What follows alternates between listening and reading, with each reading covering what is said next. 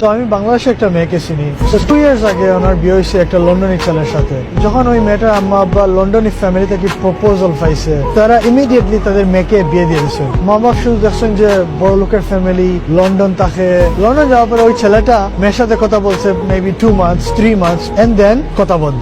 মেয়েটা ছেলেকে daily call দিতেছে, ছেলেটা কল ধরে না। বিয়ার 3 ইয়ার্স হয়ে গেছে, বাট ছেলের কোনো রেসপন্স নাই। তো এখন শুধু মেয়েটা কাঁদে।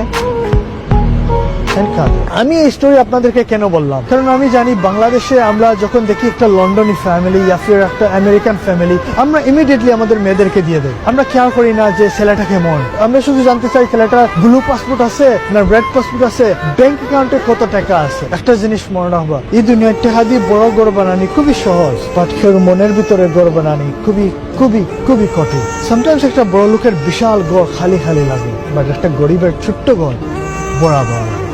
লাইফে সবকিছু টাকা দিয়ে কিনা যায়, বাট খুশি টাকা দিয়ে কিনা যায় না।